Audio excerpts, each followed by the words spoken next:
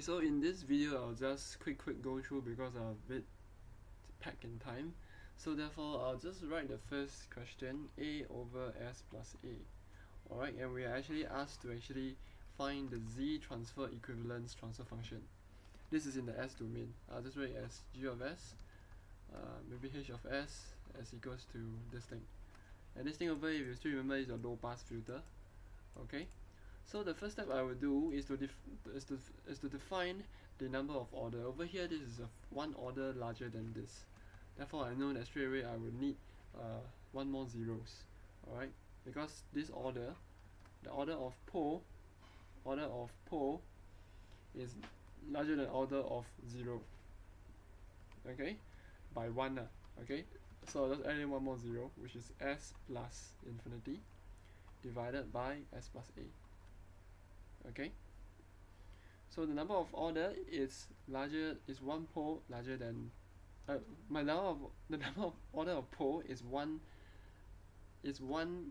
degree of order larger than the order of 0.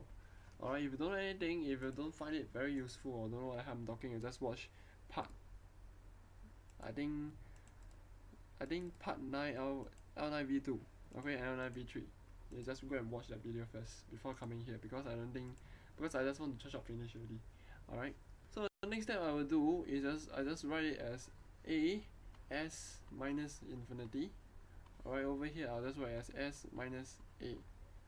Okay, because minus infinity is plus infinity, minus a is still plus a. I'll just write it in this manner. Okay, so you just need to take note of that. Next, I'll evaluate the poles and zeros in the z domain first. So I'll evaluate the s domain first. So these are the poles and the zeros of our s domain.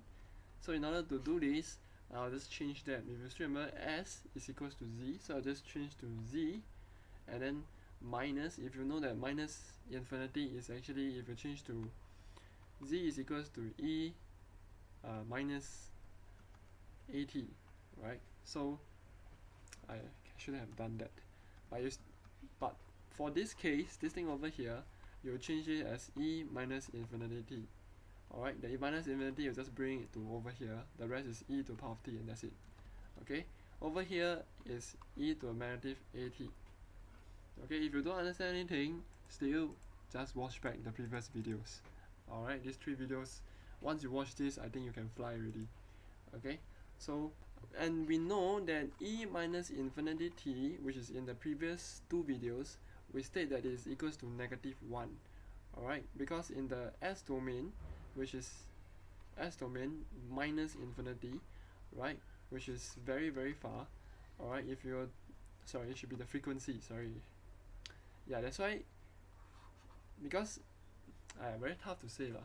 If it's in the frequency domain, if it's going into the infinity domain, okay, then yellow.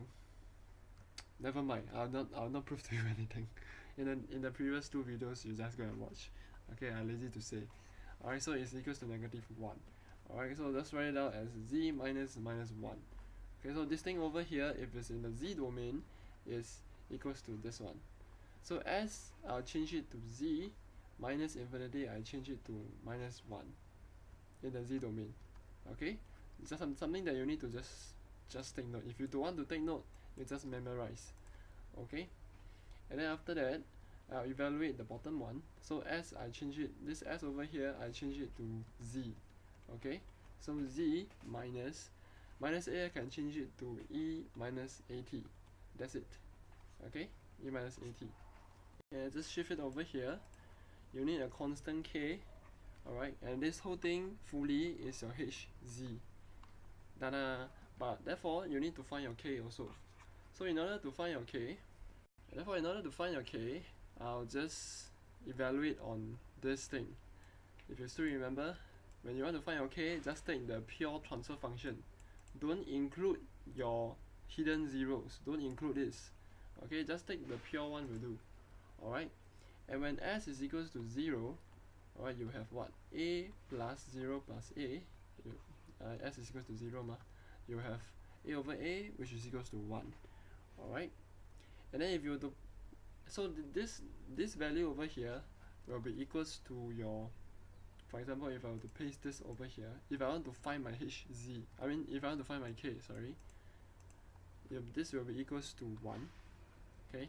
Or I can just simply rewrite this hz as equals to 1, okay? Because in the s domain, if you were to sub s is equals to 0, it is equals to 1. So if s is equals to 0, in the z domain it is equals to 1 also, because in the s domain, this is at the point, this is s domain, this is equals to 0, right? So in the z domain, if you still remember, if you plot it inside the z domain, it's actually at this point, okay? If you don't understand, you can just watch these videos. Alright, these L3 video in the playlist. This will talk about the mapping issues, alright, from S to Z domain. Alright, so this is the Z domain. So in the S domain it is equals to 0, in the Z domain is equals to 1. Okay, so this is how I map. If you don't understand, then yeah, watch the video. Okay, so when Z is equals to 1, so I'll just sub in as Z equals to 1. Alright, so all the Z's I'll change it to 1. Alright, I'll have this thing. Okay, next I'll evaluate this function, because s minus minus 1 is simply s plus, 1 minus minus 1 is actually 2, right? Because minus minus 1 is plus 1, so 1 plus 1 is 2. I'll have this thing over here. And my purpose is to find k, so I'll just simply bring my this thing up, okay? It's just simply rearranging now. Divided by 2. Where's my 2? Divided by 2. Okay? And therefore I have k is equals to this thing over here. Okay? And then now I'll just sub in back into my original transfer function. Alright, so this is my original transfer function, where my k, I know it is equals to this thing over here. Okay? I'll just sub it over here. Okay? So therefore, you have your full z transfer function with regards to your a over s plus a. So this thing is your z transfer function in the z domain for your low pass filter. Before I end this, alright, your z minus minus 1 over here, minus minus 1 is actually plus 1. I can actually write it as plus 1. Okay, so if you want to write nice, this is your full form. Okay. And I think this is it.